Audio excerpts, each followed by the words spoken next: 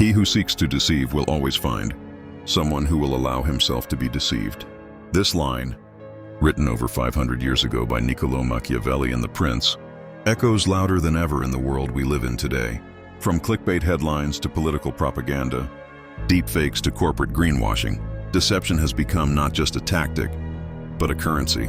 But Machiavelli's insight isn't just about liars. It's about the willingness of people to be lied to. In this video, we'll explore deception not as a relic of the past, but as a blueprint of modern life. And we'll ask a simple, unsettling question. Are we victims of deception or participants in it? To understand how deception works today, we have to understand what Machiavelli was really saying. In The Prince, Machiavelli didn't moralize. He didn't ask if deception was good or evil. He asked if it worked. A prince must be a fox to recognize traps and a lion to frighten wolves.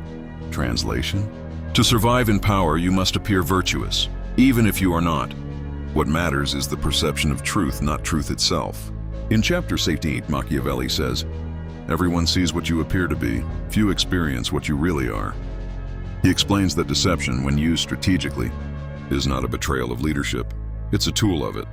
If people believe the illusion, then the illusion becomes reality.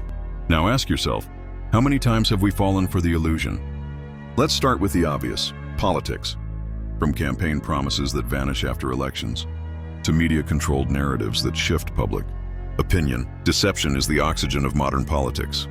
In 2003, the world was told Iraq had weapons of mass destruction. Years later, it was revealed this was not just an intelligence failure. It was a calculated strategy. And yet millions believed it. Why? Because the public often wants to believe comforting lies over harsh truths. It's easier to trust a confident leader than to confront uncertainty. Insert Machiavelli. Men are so simple and so obedient to present necessities that he who deceives will always find someone who will let himself be deceived. In democracies where public perception is power, leaders often don't need to be honest. They just need to look honest. Machiavelli would not be shocked. He would nod in understanding. Now let's zoom in, into your phone, into your feed. Social media has turned us all into little princes, curating our image, managing our optics. We filter, edit, posture.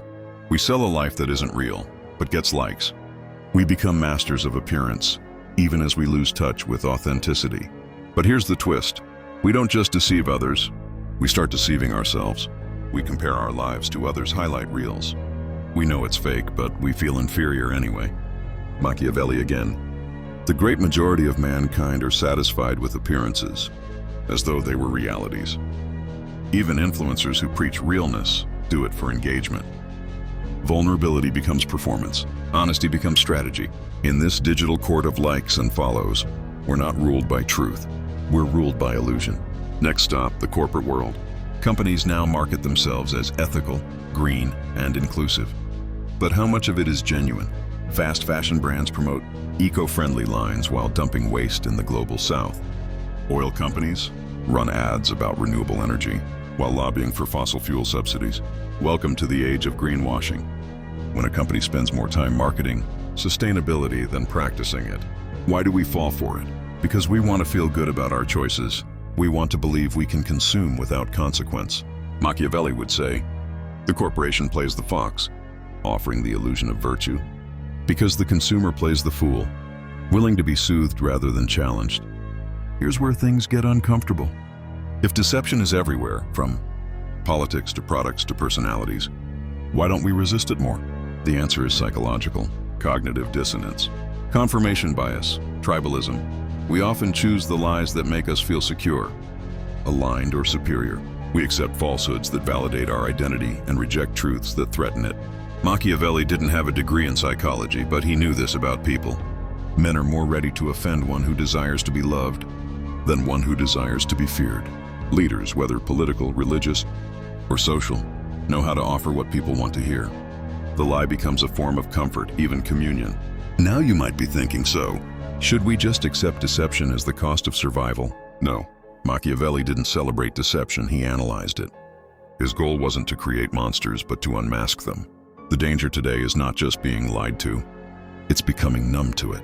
If we assume everything is fake, we stop looking for truth. We stop believing in the possibility of integrity. Cynicism becomes its own form of surrender. Machiavelli teaches realism, not nihilism. He tells us to see clearly, not to despair. So what do we do with all this? First, recognize that deception is part of human nature, but so is the capacity for reason, reflection, and resistance. Second, understand that illusions persist only when we permit them to. When we stop rewarding lies, we reduce their power. And third, remember that power, like truth, flows both ways. He who seeks to deceive will always find someone who will allow himself to be deceived. But you don't have to be that someone. Be curious, be skeptical, but above all, be conscious. Machiavelli saw the world not as we wished it to be, but as it was. In that spirit, let's strive not for perfect honesty, but for awareness. Because once you see the strings, the puppet show loses its magic.